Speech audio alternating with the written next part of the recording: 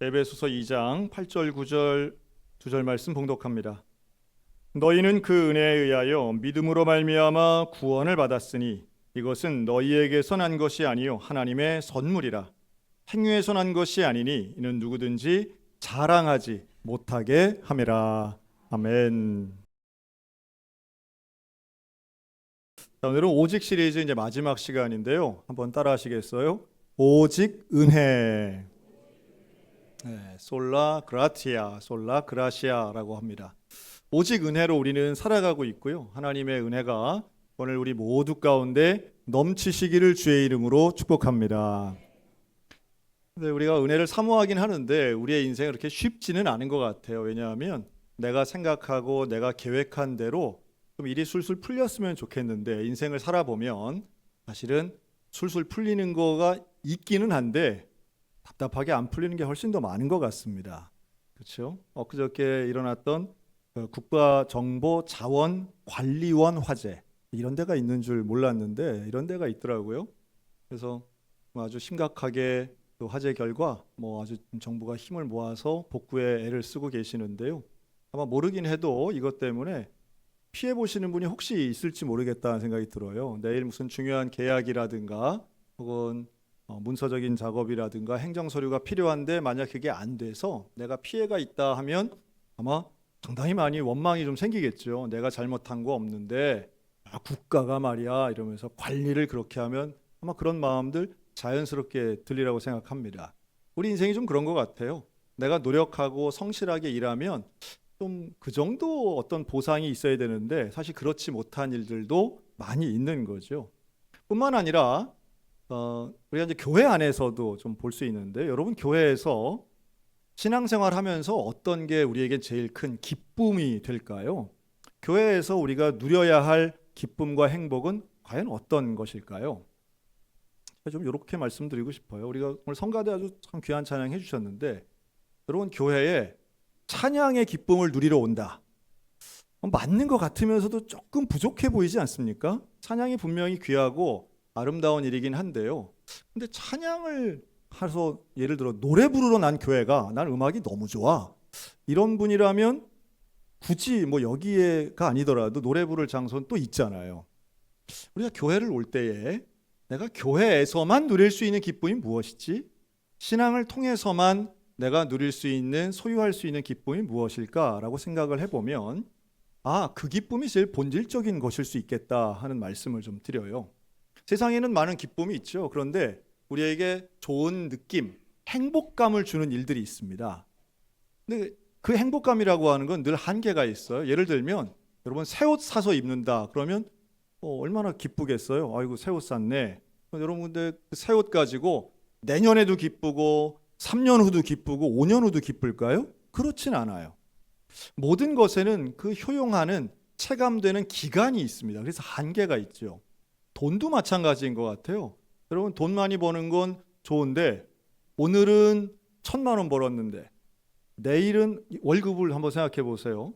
사람이 돈을 많이 벌수록 좋긴 한데 기쁘겠죠 물론. 그런데 이게 남들보다 많이 버는 게 중요할까요? 아니면 계속해서 많이 버는 게 중요할까요? 계속해서 많이 벌어야 사람들이 좋아하죠. 만약에 그러다가 매달 1억씩, 2억씩, 3억씩 벌다가 어느 날은 5천만 원밖에 못 벌었다. 그러면 아마 이런 생각 들 거예요. 나 망한가 보다. 큰일 났다. 남들보다 많고 적은 그렇게 또 문제가 아니죠. 사람의 심리라는 게 참 신기한 것 같아요. 만약에 오늘 여러분들 오셨는데 제가 여러분 오늘 참 잘 오셨습니다. 오늘 예배 오신 분들에게 100만 원씩 드리겠습니다. 그리고 실제로 다른 어떤 조건 없이 100만 원을 드렸다고 해보세요. 그러면 기분 좋아요, 안 좋아요? 실제로 드린다는 건 아니에요. 그건 얘도 못 듭니까? 그냥. 예. 근데 받으면 기분 좋잖아요. 생활지원금 나오는 것도 이렇게 다들 좋아하시는데 아마 아무 조건이 없고 실제로 진짜 주셨네. 그럼 다들 기뻐하실 거예요. 그런데 한마디만 하면 기분이 싹 달라질 거예요. 뭐라고 그러냐면 아까 9시 온 사람들은 1,000만 원씩 받았대. 그러면 어떻게 돼요? 사람 차별하나 이렇게 되잖아요. 신기하죠? 내가 손해를 본 건 아닌데도 사람의 기분이라고 하는 건 감정이라고 하는 건 항상 요동치기 일쑤입니다. 또 이럴 수도 있겠죠. 오늘 100만 원 드리고 다음 주한테 또 100만 원 주는 거예요. 와, 이 교회는 대단하네. 그 다음 주 오니까 또 주는 거예요, 100만 원. 그런데 4주차가 됐는데 안 주는 거예요. 그럼 어떻게 돼요? 목사님 변했네. 교회가 달라졌네. 이러지 않겠어요? 우리가 뭔가 사람들이 가지고 있는 내 소유, 또 내 것, 내 행복감 여기에 대해서는 상당히 예민하지만 한계가 있어요. 이기적이기도 하고 또 자기 기준이 있으니까요. 그래서 한없이 사실은 내가 원하는 대로 일이 이루어지면 행복하긴 한데 그게 늘 그래야 되고 항상 더 커져야 되고 항상 더 성장 발전해야 사실은 사람이 기쁜 감정을 느낄 수 있거든요. 근데 이게 가능하겠습니까? 이건 인생 살면서 불가능한 일이에요. 어떻게 항상 위로만 올라가겠어요? 그래서 다른 철학이나 종교는 이렇게 조언하곤 합니다. 정말로 행복하길 원하면 욕심을 버려야 돼. 세상 모든 일은 마음먹기 달렸어. 뭐 일체유심조 이런 거죠. 근데 여러분 욕심을 버린다 되게 근사하게 들리잖아요. 근데 욕심 버리는 일은 어떤 문제가 있을까요? 우선은 욕심 버리는 것 자체가 되게 힘들어요. 그래서 뭐 폭포 밑에도 들어가고 산속에도 들어가고 뭐 이런 거 아니겠어요? 욕심 버리는 것 자체도 참 쉽지 않지만 만약에 버렸다고 해보세요. 그러면 우리 인간 사회는 어떻게 될까요? 정말 욕심이 없으면 모두가 행복한 사회가 될까요? 욕심은 물론 남의 걸 빼앗고 혹은 과도한 욕심이 부정적인 면은 있지만 건강한 욕심이 얼마나 많아요? 욕심이 있기 때문에 사람은 성장하고 발전한다고 봅니다. 경쟁이 있으니까 서로 간에 더 잘해보려고 하고 이것보다 조금 더 나은 거 없나 연구하려고 하는 동기부여가 되는 거죠. 만약 욕심이 없다고 하면 아주 이상적으로 들릴지는 몰라도 아마도 사람은 한계가 있기 때문에 그 욕심 없는 상태라 할지라도 공허함을 느낄 가능성이 큽니다. 왜 그럴까요? 인간은 결국 죽기 때문이에요. 인간은 결국 죽음이라고 하는 피할 수 없는 현실이 있기 때문에 어떤 노력이나 혹은 어떤 돛 닦는 행위를 통해서라도 인간의 한계를 넘어설 수는 없는 거죠. 그래서 때로는 스스로에게 우울하기도 하고 원망과 불평 같은 부정적인 감정도 일어나지만 또 한편으론 허무한 느낌도 인생 가운데 많이 느끼죠. 자, 이걸 한번 잘 생각해 보세요. 왜 우리는 여러 가지 질문들을 던지는데요. 종교가 하는 대답하는 질문 크게 두 가지가 있습니다. 첫째는 우리는 왜 사는가? 우리는 왜 사는가? 두 번째는 그러면 어떻게 살아가는 게 올바른 삶인가? 대개의 종교와 철학은 여기에 대한 해답에 집중합니다. 그런데 우리 기독교는 여기 하나 더 좀 보탤 수 있겠다 생각이 들어요. 어떤 질문이냐 하면 옆 사람한테 한번 질문해 볼까요? 우리는 왜 죽습니까? 여러분 혹시 그런 질문 해보셨나요? 우리는 왜 죽을까요? 뭐 살아있는 게 죽는 거 당연하지. 그러면 죽음은 원래부터 있었을까요? 죽는 것이라고 하는 건 당연한 걸까요? 성경은 여기에 대해서 명확하게 말씀해요. 죽음의 원인이 있다고 말합니다. 죽음의 원인. 그게 뭘까요? 그게 바로 죄입니다. 인간에게 죽음이 생긴 이유는 죄 때문이에요. 죄의 결과가 죽음이에요. 죄의 결과가 죽음. 그러니까 우리가 이 죽음이라고 하는 건 상당히 심각하고도 당연하게 받아들이지만 우리는 조금 더 생각해야 됩니다. 죽음이 왜 있을까?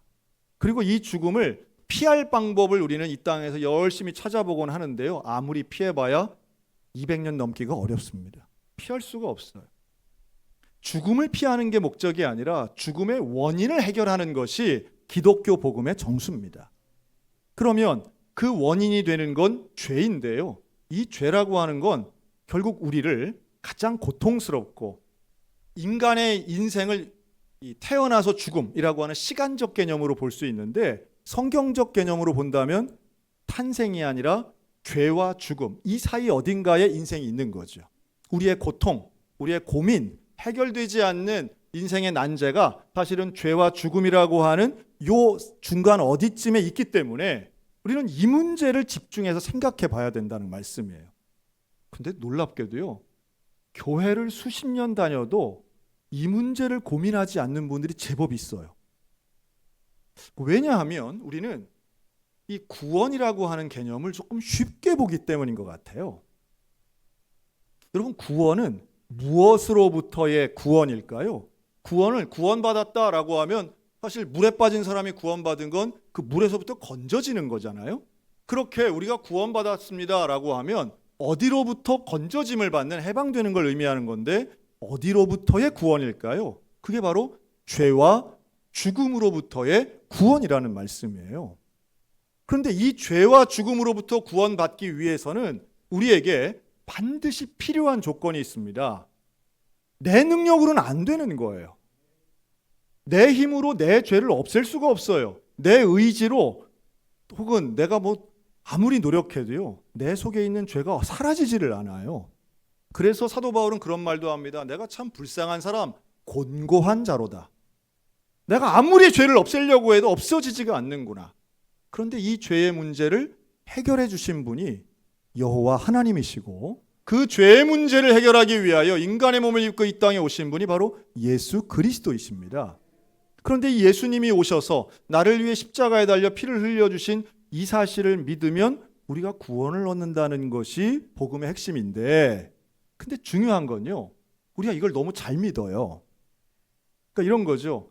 당신을 위해서, 당신의 죄를 사하기 위해서 예수님이 십자가에 달리신 것을 믿습니까? 그러면 우리 대부분은 이해한단 말이죠. 이해해요. 그러면 이게 그걸로 구원이 끝난 줄로 생각해요. 우리는 전도 설교에 좀 익숙해져 가지고 이제 120년밖에 안 된 한국의 기독교는 전도하는데, 복음을 전파하는 데 목적이 있어서 복음을 줄이고 압축해서 빨리 구원받게 하는 것이 목적이었기 때문에 우리는 고민의 시간을 조금 뺐어요. 어떤 고민의 시간을 뺐느냐 하면 내가 죄인이라고 하는 것을 고민하는 시간을 빼버린 거예요. 내 인생에 있는 대부분의 모든 문제의 핵심이 나 안에 있는 죄 때문이라고 하는 이 깨달음의 고민의 시간을 조금 생략한 거죠. 생략하고 결론만을 얘기하니까 결론을 받아들였으니 나는 구원받았어 라고 생각하는 거예요. 그런데 반면 이 빠져있는 고민의 부분이 어떤 의미가 있냐 하면 깊은 고민을 하면 할수록 우리에게는 더 큰 기쁨이 있게 됩니다. 제가 한번 예를 들까요? 여러분, 지난 몇 달간 강릉에는 비가 오질 않았어요. 그렇죠. 그래서 아주 강릉의 가뭄이 심각했습니다. 그러다가 몇 주 전에 강릉에 비가 제법 많이 왔어요. 그럴 때 이제는 우리 모두가 알게 된 그 오봉저수지라는 데 있습니다. 아무도 안 가봤지만 누구나 다 알고 있는 그 오봉저수지에 강릉 시민들이 와 가서 비 오는 걸 구경을 하는데, 놀랍게도 사람들이 우산을 안 쓴 사람이 너무 많은 거예요. 우산을 왜 안 쓸까요? 비가 반가워서. 그분들이 지난 몇 주 동안 그냥 집안에다가 바가지 놓고 욕조에다 물 채워가지고 먹을 때 그거 쓰고 생수 사다가 밥할 때 쓰면서 물이 이렇게 귀한 줄 몰랐다고. 언제 물이 끊길 줄 몰라가지고 변기 물 내리는 것도 그 모아서 내리고 막 이랬다는 거 아니겠어요? 물이 귀한 줄 아니까, 가뭄이 있는 걸 아니까 그 비 내린 게 너무 기쁘고 소중해서 비를 맞았다는 거예요. 그런데 그날 똑같은 날 오늘처럼 우리 춘천에도 비가 왔어요. 우리 춘천 시민은 어땠어요? 맨날 이렇게 주일만 되면 비가 와. 뭐 이렇게 비가 많이 와 하고 우리는 사실 비에 대해서 별로 느낌이 없어요. 왜 그럴까요? 우리는 가뭄을 겪지 않았으니까. 물 부족에 대해 고민을 하지 않았으니까. 자, 무슨 차일까요? 우리가 죄에 대해서 고민을 하고 생각한 사람은요, 죄 사함을 받은 것에 대한 기쁨을 누리게 됩니다. 죄 사함의 기쁨을 우리가 깨달을 때에 우리는 거기서부터 교회의 사역, 교회의 예배, 교회의 봉사, 모든 일들이 여기에서부터 시작돼야 되는 거예요. 그럼 봉사하는 거 참 중요하죠. 근데 봉사는 우리가 어떤 그 동기부여를 가지고 봉사를 교회 안에서 해야 될까요? 그건 뭐 봉사 자체만으로도 사실 기쁜 게 있어요. 남을 도와주면 기쁘죠. 성가대 하면 기쁘죠. 그런데 그것만 가지고, 즉 사역에 대한 의미만 가지고 일한다면 결국은 시험이 들거나 지치거나 상처받을 수 있습니다. 우리가 교회 안에서 일을 할 때에 그 일을 할 수 있는 모든 동력의 시작은 죄사함을 받은 기쁨이 돼야 된다는 거예요.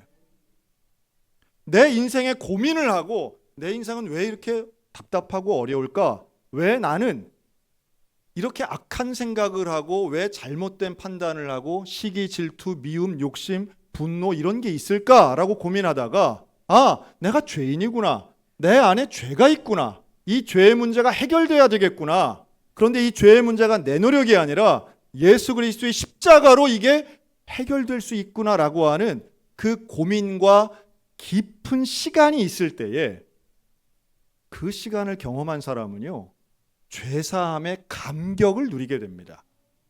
여러분, 죄가 용서함 받는 방법은 구약에서는 양 잡고 소 잡는 동물을 죽이는 일이었어요. 왜냐하면 생명은 피에 있다 그래서 그 피를 다 빼고요, 동물이 죽음으로써 내 죄를 용서함 받았거든요. 근데 이 구약의 제사율법을 아무리 해도 사람들이 계속 죄를 짓는 거예요. 죄의 문제가 해결이 안 되는 거예요. 그래서 하나님께서 직접 인간의 몸을 이 땅에 입고 오셔서 어린 양처럼 우리 인간의 죄를 한꺼번에 다 용서해 주시기 위해 화목제물이 되셔서 피를 흘리셨는데, 여러분, 이게 믿어지고 이게 바로 나의 죄 때문이라고 하는 이 놀라운 기적의 은혜가 믿어지는 그 순간이 구원의 시작인 줄로 믿습니다. 그러니 구원은요, 우리가 죽어서 천국 가는 게 아니고, 그거 포함해요. 죽은 이후엔 천국 가는 게 맞긴 하지만 구원의 시작점은 내 죄가 사해지는 거예요. 내 안에 있는 죄성이 용서함 받는 거예요. 그 원죄가 사해지는 놀라운 하나님의 기적과 사랑이 우리의 죄의 문제가 해결되는 것, 이게 구원의 시작입니다. 그리고 그 죄의 문제가 해결되는 것을 우리가 깨닫고 인정할 때에 어떤 결과가 일어날까요? 아까 말했던 죄의 결과가 뭐라고요? 죽음이잖아요. 그러면 죄의 문제가 해결되면 뭐가 해결될까요? 죽음이 사라지는 거예요. 그게 뭘까요? 죽음이 사라진다라고 하는 건 바로 영생을 의미하는 것입니다. 그러니까 죽음이 사라진다는 것은 우리가 육체의 죽음을 경험 안 한다는 게 아니라 죄의 문제가 해결되었으니 더 이상 징계적 죽음이 아니라 우리는 영원한 생명을 보장받는 거예요. 놀랍게도 그 삶은 육체의 죽음을 경험한 부활체로 우리의 영광된 모습이 다시 일어나는 겁니다. 자, 이것은 교회 안에서만 갇혀있는 이론이 아니에요. 이 놀라운 구원의 은혜는 우리의 삶에 있어서 가장 큰 기쁨이 되고요, 그 구원은 죄에 대한 깊은 고찰과 내 인생에 대한 고민이 있는 사람이 더 깊게 깨닫게 됩니다. 그래서 죄사함 받았어. 내가 정말 하나님의 전적인 은혜로 죄사함 받아 구원받았으니 우리에게는 엄청난 기쁨이 있는 거죠. 그리고 그 기쁨은 세상이 빼앗을 수도 없고 또한 세상이 줄 수도 없는 기쁨입니다.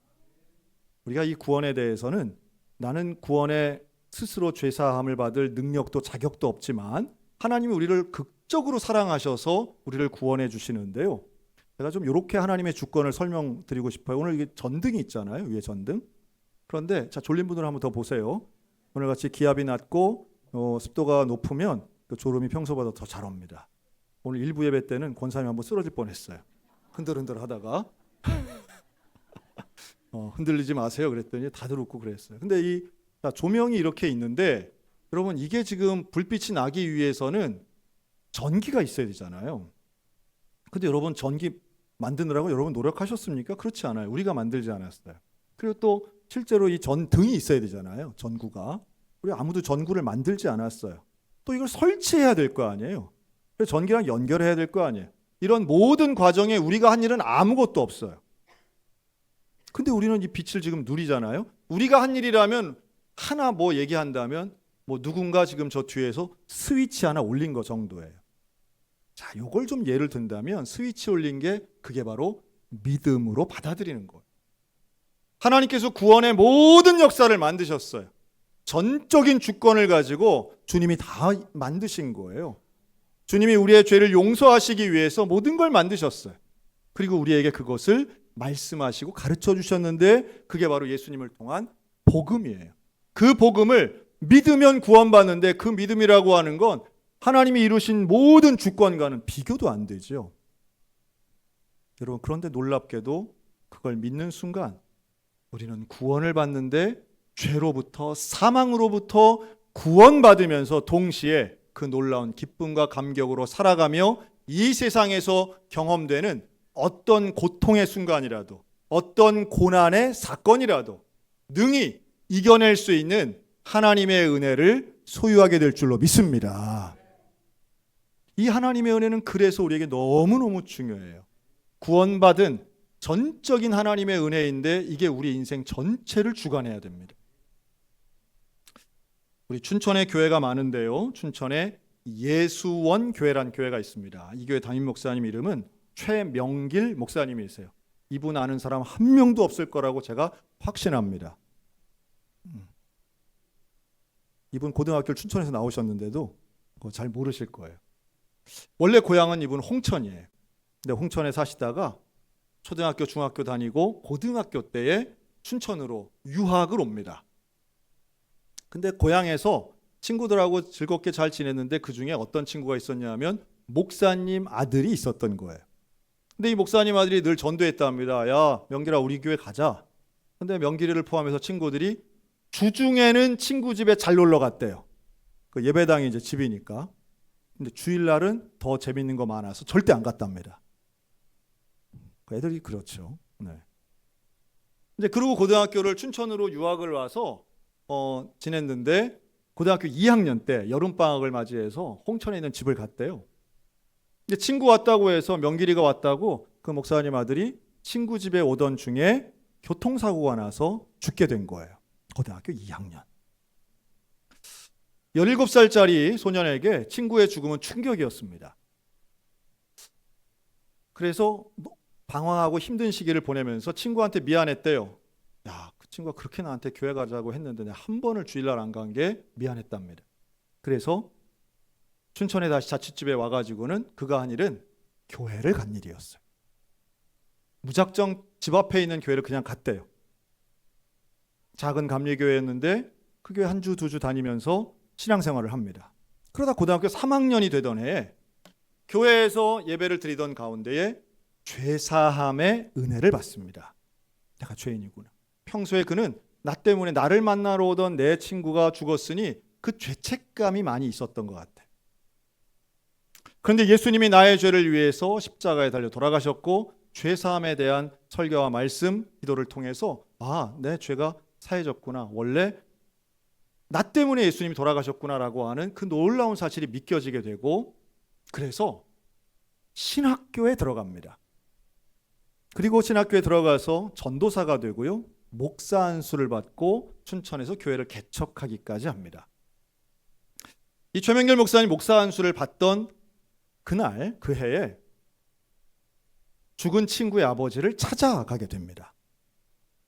찾아보니까 그 목사님은 은퇴하셔서 춘천에 와서 살고 계셨던 거예요. 한편 이 목사님은 그 아들이 하나밖에 없었거든요. 외동 자녀였습니다. 근데 그 아들의 죽음으로 받았던 보험금과 보상금이 있었는데요. 그걸로 홍천에 교회 건축을 하셨어요. 그리고 은퇴를 해서 춘천에 와서 두 부부가 살고 계셨는데 이 최명길 목사님과 만났던 겁니다. 찾아가서 인사를 드렸더니 긴가민가 하죠. 왜냐하면 우리 교회 다녔던 아이가 아니니까요. 얼굴도 이름도 가물가물합니다. 잘 모르겠어요. 그런데 이렇게 말하죠. 목사님, 제 친구의 죽음에 이어 저는 예수를 믿게 되었고 저는 올해 안수를 받아 목사가 되었습니다. 그랬더니 그 아버지 목사님이 그의 목을 끌어안으면서 하나님 앞에 찬양하고 또 하나님 앞에 기도합니다. 제가 드리고 싶은 말씀은 이거예요. 여러분, 우리 하나님은요, 한 명 구원하려고 한 명 죽이는 하나님은 절대로 아닙니다. 그렇죠? 뭐 친구 하나 목사 만들려고 친구 죽이고 고등학생 죽이는 그런 하나님 아니세요. 제가 말씀드리고 싶은 것은 바로 그 아들을 잃은 목사님과 사모님에 관한 것입니다. 세상에서 겪을 수 있는 가장 큰 슬픔은 바로 자녀의 죽음일 것입니다. 그리고 이것은 그 어떤 것으로도 위로되지 않고 평생토록 마음에 짐처럼 지고 가는 일일 것이죠. 뭘 먹어도 맛있지 않고 어디를 가도 기쁘지 않았을 거예요. 하지만 그럼에도 불구하고 삶을 이어갈 수 있었던 근본 원인은 바로 생명을 주관하시는 하나님을 믿었기 때문이고, 또한 일찍 죽긴 했지만 내 아들을 하나님 나라로, 천국으로 구원받아 하나님 나라 갔을 거라고 하는 그 믿음이 두 분을 살리셨다고 저는 믿습니다. 누구나 사고당할 수 있고 병에 걸릴 수 있습니다. 누구나 죽을 수 있고 누구나 이별할 수 있습니다. 예수를 믿어도 구원받아도 어떤 불행한 일도 누구에게나 올 수 있는 건 우리 모두의 상황입니다. 다만 그런 사건을 어떻게 해야 할 것인가라고 할 때 우리는 살아도 주를 위하여, 죽어도 주를 위하여 모든 것이 주의 은혜임을 고백하는 사람은 갑작스러운 불행한 일 앞에 쉽게 좌절하지 않고요. 또 갑작스럽게 찾아온 행운 같은 일 앞에서도 교만하지 않습니다. 왜 그럴까요? 구원의 은혜는 하나님이 주신 선물이니 자랑하지 못하게 하려 함이라. 하나님을 사랑하는 우리는 결국 천국 가는 구원 중요하지만 이 땅에서의 삶은 더욱 중요합니다. 이 땅에서 우리 어떻게 살아야 할까요? 구원의 감격, 죄사함의 은혜를 잊지 않고 살아갈 때에 누구에게나 언제나 밀어닥치는 고난의 순간에도 그 감격을 붙잡고 살게 될 줄로 믿습니다. 오늘 우리는 나를 구원해 주신 예수님을 기억하며 모든 것이 오직 은혜임을 좀 믿으셨으면 좋겠습니다. 구원도 은혜였으니 일상도 은혜입니다. 내가 지금 누리고 있는 것, 당연한 것 하나도 없습니다.